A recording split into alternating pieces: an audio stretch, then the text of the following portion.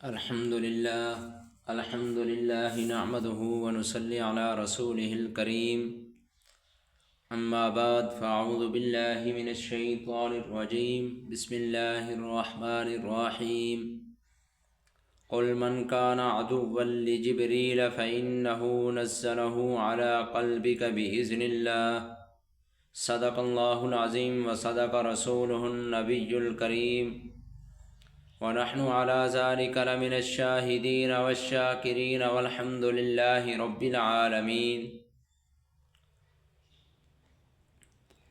معزز سامعین، بزرگان دین، ان آیات کا شان نزول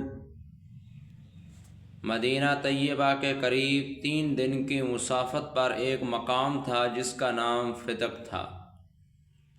یہاں پر کھجوروں کے باغ بھی تھے۔ رافضیوں نے جس باغ فتق کا رٹ آج تک لگئی ہوئی ہے کہ حضرت ابو بکر، حضرت عمر، حضرت عثمان رضی اللہ تعالی عنہم نے حضرت فاطمہ رضی اللہ تعالی عنہ سے غصب کیا تھا، وہ باغ اسی علاقہ فتق میں تھا، اسی وجہ سے اس کو باغ فتق کہتے ہیں۔ بات کو اچھی طرح سمجھ لیں، اصل بات یہ ہے کہ وہ باغ حضور علیہ السلام کی ملکیت نہیں تھا، بلکہ آقا صلی اللہ علیہ وسلم اس کے مال وقف تھا۔ حضور علیہ السلام اس کے متولی تھے، اس کی آمدن سے اپنا خرچ بھی پورا کرتے تھے اور اصحاب صفہ پر بھی خرچ کرتے تھے کہ وہ صحابہ اکرام جو حضور علیہ السلام کے پاس علم حاصل کر رہے تھے ان پر بھی خرچ ہوتا تھا، مساکین اور ضرورت مندوں پر بھی خرچ کرتے تھے اور مہمانوں کی بھی اس سے خدمت کرتے تھے۔ وہ آقا صلی اللہ علیہ وسلم کی ملکیت نہیں تھا کہ وراثت میں حضرت فاطمہ اور حضرت عباس رضی اللہ تعالی عنہما کو ملتا، بلکہ اگر آقا صلی اللہ علیہ وسلم کی ملکیت بھی ہوتا تو ان حضرات کو نہیں مل سکتا تھا، کیونکہ پیغمبر کے مال میں وراثت نہیں چلتی۔ حضور علیہ السلام کا فرمان ہے، نحن معشر الانبیاء لا نورث ولا نورث ما ترکناہ صدقہ، کہ ہم انبیاء کی جماعت نہ وارث بناتے ہیں نہ وارث بنائے جاتے ہیں، جو کچھ ہم چھوڑ کر جاتے ہیں وہ صدقہ ہے۔ بلا وجہ حضرت ابو بکر، حضرت عمر، حضرت عثمان رضی اللہ تعالی عنہ پر اعتراض کرتے ہیں۔ دوسری بات، اگر آپ تھوڑی سی توجہ کریں کہ ٹھیک ہے ان 3 خلفاء نے حضرت فاطمہ رضی اللہ تعالی عنہ کو حصہ نہیں دیا، چوتھے خلیفہ سیدنا حضرت علی رضی اللہ تعالی عنہ بنے، 4 سال تک خلیفہ رہے، ان کو تو اختیار تھا، اگرچہ حضرت فاطمہ رضی اللہ تعالی عنہ فوت ہو چکی تھیں لیکن ان کی اولاد موجود تھی۔ حضرت علی رضی اللہ تعالی عنہ وہ باغ ان کی اولاد کو دے دیتے، لیکن حضرت علی رضی اللہ تعالی عنہ نے بھی نہیں دیا۔ جس طرح اصحاب ثلاثہ رضی اللہ تعالی عنہ نے نہیں دیا، آپ ان کو ظالم کہتے ہو الیاذ باللہ، تو پھر حضرت علی رضی اللہ تعالی عنہ نے بھی نہیں دیا، آپ ان پر بھی اعتراض کریں۔ لیکن اصل بات یہ ہے کہ یہ رافضیوں کا نظریہ بالکل غلط اور بے سروپا ہے۔ تو خیر، یہ فتق کا مقام بڑا مشہور تھا اور اس کی شہرت کی وجہ یہ تھی کہ عرب کے علاقہ کے اندر یہودیوں کا سب سے بڑا عالم جس کا نام عبداللہ ابن سوریہ تھا، وہ اس علاقے میں رہتا تھا اور ایک آنکھ سے کانا تھا، بڑا شریر قسم کا آدمی تھا۔ چونکہ اپنے مذہب کا بڑا پیشوا تھا اور لوگ دور دراز سے اس کو ملنے کے لیے آتے تھے۔ یہ لوگوں کو الٹی سیدھی باتیں پڑھا سکھا کر بھیجتا کہ جا کر نبی سے یہ سوال کرو، ابو بکر سے یہ سوال کرو، عمر سے یہ سوال کرو۔ فتق کے مقام کے اوپر یہودیوں کا بیت المدارس کے نام پر ایک کالج تھا۔ ایک دفعہ حضور علیہ السلام کالج میں تشریف لے گئے کہ جو لوگ میرے پاس خود چل کر نہیں آتے لیکن تعلیم یافتہ ہیں ان تک بھی اپنا پروگرام، اپنا مشن پہنچاؤں، تاکہ حجت تام ہو جائے، کیونکہ کوئی یہ نہ کہے کہ ہم تک یہ بات نہیں پہنچی۔ اتفاق کی بات ہے کہ جب حضور علیہ الصلاۃ والسلام تشریف لے گئے، کالج کے اندر گئے، تو عبداللہ ابن سوریہ بھی موجود تھا۔ سوال و جواب شروع ہو گئے، وہ ہر سوال میں لا جواب ہوا۔ آخر میں کہنے لگا، اچھا یہ بتاؤ کہ آپ کی طرف وہی کون لے کر آتا ہے؟ حضور علیہ الصلاۃ والسلام نے فرمایا، جبرائیل علیہ الصلاۃ والسلام۔ کہنے لگا، یہ تو ہمارا دشمن ہے، آقا صلی اللہ علیہ وسلم کے پاس ہماری چوڑیاں کھاتا ہے، ہمارے بڑوں کے کرتوت بتاتا ہے، ہم اس کو نہیں مانتے۔ اگر جبرائیل علیہ الصلاۃ والسلام کی جگہ حضرت میکائیل علیہ الصلاۃ والسلام ہوتے تو ہم بات مان لیتے۔ اللہ رب العزت فرماتے ہیں، قل، اے پیغمبر کہہ دیجئے، من کان عدوا لجبرائیل، جو شخص جبرائیل علیہ الصلاۃ والسلام کا دشمن ہے۔ جبرائیل، امام بخاری رحمۃ اللہ علیہ فرماتے ہیں، جبر جیم کے کسرہ کے ساتھ بھی پڑھ سکتے ہیں، جبر جیم کی فتح کے ساتھ بھی پڑھ سکتے ہیں۔ جبر کا معنی عبرانی زبان میں بندہ ہے، ایل کا معنی اللہ، گویا کہ جبرائیل کا معنی ہوا عبد اللہ، اللہ کا بندہ۔ میکائیل کا معنی بھی، میک کا معنی عبد اور ایل کا معنی اللہ، اسی طرح اسرافیل کا معنی عبد اللہ۔ یہ تینوں معانی امام بخاری رحمۃ اللہ علیہ نے کتاب التفسیر میں بیان فرمائے ہیں۔ اور اسرائیل علیہ الصلاۃ والسلام کا نام کسی حدیث کی کتاب میں نہیں آیا، قرآن کریم کے اندر ملک الموت کا لفظ آیا ہے، اسرائیل نہیں آیا۔ البتہ حافظ ابن حجر عسقلانی رحمۃ اللہ علیہ جو بڑے محدث ہیں، انہوں نے فتح الباری کے اندر بعض صحابہ اکرام اور تابعین سے اسرائیل کا نام نقل فرمایا ہے۔ تو ان تینوں کی مناسبت سے معلوم ہوتا ہے کہ اسرائیل کا معنی بھی عبد اللہ ہے۔ حضور علیہ الصلاۃ والسلام نے حضرت جبرائیل علیہ الصلاۃ والسلام کو اصلی شکل کے اندر 2 دفعہ دیکھا، ایک دفعہ زمین پر اور دوسری مرتبہ معراج کی رات آسمانوں پر۔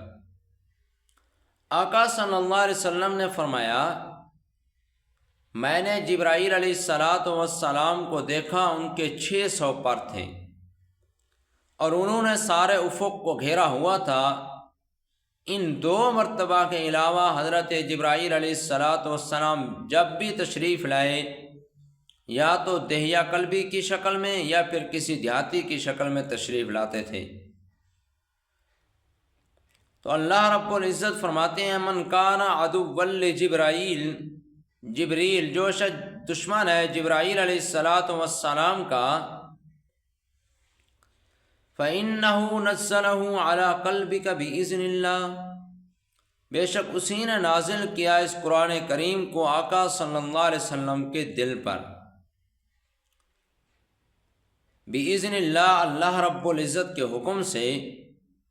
اس کے ساتھ کسی کی دشمنی کا کیا جواز ہے؟ وہ تو کلام الہی آقا صلی اللہ علیہ وسلم کے قلب اطہر پر اللہ رب العزت کے حکم سے نازل کرتا ہے۔ وہ تو اللہ رب العزت کا حکم بجا لاتا ہے، خواہ وہ حکم آپ کی موافقت کرے یا مخالفت میں جائے، اس میں اس کا کیا قصور ہے؟ وہ تو سفیر ماد ہے، سفیر سے کیا دشمنی ہو سکتی ہے؟ دنیا میں بھی کسی کے قاصد اور سفیر کے ساتھ لڑنا یہ نادانی ہے۔ یہی وجہ ہے اس وقت بھی بین الاقوامی قانون یہی تھا کہ سفیروں کو کچھ نہ کہا جائے۔ چنانچہ حضور علیہ الصلاۃ والسلام کے پاس ثمامہ بن آصال اور عبداللہ بن نواح آئے۔ آقا صلی اللہ علیہ وسلم نے ان سے پوچھا، تم کون ہو اور کہاں سے آئے ہو؟ کہنے لگے، یمامہ سے آئے ہیں۔ یمامہ عرب کے ایک مشہور قبیلے کا نام ہے، وہاں ایک بڑے رئیس مسیلمہ کذاب خبیث نے نبوت کا دعویٰ کیا تھا تو کہنے لگے کہ ہم یمامہ سے آئے ہیں، ہمیں ہمارے نبی مسلمہ نے بھیجا ہے، اس کا پیغام آقا صلی اللہ علیہ وسلم کو پہنچانے کے لیے آئے ہیں۔ اس نے مسلمہ نے کہا، یہ قاصد کہنے لگے، مسلمہ نے کہا ہے کہ تم میرے ساتھ صلح کر لو، اس طرح کے شہری علاقے کے نبی تم ہو اور دیہاتی علاقوں کا میں ہوں، یا تم مجھے لکھ کر دے دو کہ تمہاری وفات کے بعد میں نبی ہوں گا، میں تمہارا خلیفہ بنوں گا۔ تو حضور علیہ السلام نے ان سے پوچھا کہ وہ حقیقتاً نبوت کا دعویٰ کرتا ہے اور تم اس کو مانتے ہو؟ کہنے لگے ہاں۔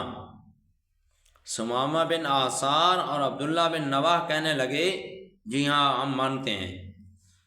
تو ابو داؤد شریف کی روایت میں ہے، حضور علیہ السلام نے فرمایا، لولا ان الرسل لا تقتل لقتلتکما، اگر بین الاقوامی طور پر یہ قانون نہ ہوتا کہ قاصدوں اور سفیروں کو قتل نہیں کیا جاتا تو میں تمہیں قتل کر دیتا، اس قول کی وجہ سے کہ تم مسلمہ کو نبی مانتے ہو، کیونکہ ختم نبوت کا منکر قاعدے کے مطابق واجب القتل ہے۔ وقت گزر گیا، حضرت عبداللہ بن مسعود رضی اللہ تعالی عنہ کوفے کے گورنر مقرر ہوئے۔ ایک دن کوفے کے چوک میں تشریف لائے، ایک آدمی کی طرف غور سے دیکھا، دیکھتے دیکھتے کھڑے ہو گئے، حالانکہ کھڑے ہونے کا نہ ہی معمول تھا اور نہ ہی عادت تھی۔ اچھی طرح قریب سے جا کر دیکھا اور فرمایا، بھائی جی آپ کا نام کیا ہے؟ اس نے بتایا، میرا نام عبداللہ بن نواح ہے۔ فرمایا، تم حضور علیہ السلام کے دور میں آقا صلی اللہ علیہ وسلم کی خدمت میں حاضر ہوئے تھے؟ کہنے لگا ہاں میں تھا اور میرے ساتھ ایک اور ساتھی تھا، ہم اپنے نبی یعنی مسلمہ کذاب کا پیغام لے کر آئے تھے۔ تو عبداللہ بن مسعود رضی اللہ تعالی عنہ نے فرمایا کہ اب بھی تم مسلمہ کو نبی مانتا ہے؟ عبداللہ بن نواح کہنے لگا ہاں اب بھی میں اس کو نبی مانتا ہوں۔ تو عبداللہ بن مسعود رضی اللہ تعالی عنہ نے اپنے کارندوں کو حکم دیا، خذوہ، اس کو پکڑو۔ چنانچہ اس کو گرفتار کر لیا گیا۔ فرمایا کہ اس وقت تجھے حضور علیہ السلام نے اس لیے چھوڑ دیا تھا کہ تو قاصد بن کر آیا تھا، اب تو قاصد اور سفیر نہیں ہے، یا تو اس اپنے گندے عقیدے سے توبہ کر لے ورنہ میں تیرا سر قلم کرا دوں گا۔ اس نے کہا کہ عقیدہ تو میں نہیں چھوڑتا۔ تو عبداللہ بن مسعود رضی اللہ تعالی عنہ نے اس کے سامنے کارندوں کو حکم دیا کہ سولی گاڑ دو، حالانکہ نہ تو اس کو ہتھکڑیاں لگی ہوئی تھیں اور نہ ہی اس نے بیڑیاں پہنی ہوئی تھیں۔ چوراہے پر اس کو سولی پر لٹکا دیا گیا کہ جو شخص ختم نبوت کا منکر ہے اس کی یہ سزا ہے۔ لیکن نوجوانوں یاد رکھنا، یہ سزا دینا، یہ حد جاری کرنا شریعت نے عوام کو اجازت نہیں دی، بلکہ یہ حکومت کی ذمہ داری ہے کہ اگر کوئی شخص کافر ہو، مرتد ہو، اس کو قتل کرائے، حکومت کی ذمہ داری ہے۔ چوری کی ہے، ہاتھ کاٹنا ہے، حکومت کی ذمہ داری ہے۔ شراب پی ہے، کوڑے لگانے ہیں، حکومت کی ذمہ داری ہے۔ یہ کسی فرد کی ذمہ داری نہیں ہے، بلکہ یہ سرکاری اور حکومت کی ذمہ داری ہے کہ حکومت کوڑے لگائے، حکومت حد جاری کرے۔ از خود کوئی بندہ اس کو جواز نہیں ہے کہ وہ جا کر کسی کے اوپر حد جاری کر دے، کسی کو کوئی سزا دے دے، زنا کی، شراب کی، چوری کی، کسی کو اس کا اختیار نہیں ہے۔ تو جبرائیل علیہ السلام تو اللہ رب العزت فرماتے ہیں وہ تو سفیر ہیں، آقا صلی اللہ علیہ وسلم کے دل پر قرآن اتارتے ہیں اللہ رب العزت کے حکم سے، مصدقا لما بین یدی، جو تصدیق کرنے والا اس کی جو ان کے پاس ہے، وہدی وبشریٰ للمؤمنین، اور ہدایت ہے اور رحمت ہے ایمان والوں کے لیے، ماننے والوں کو اللہ رب العزت کی رضا اور جنت کی خوشخبری سناتا ہے۔ وآخر دعوانا ان الحمد للہ رب العالمین۔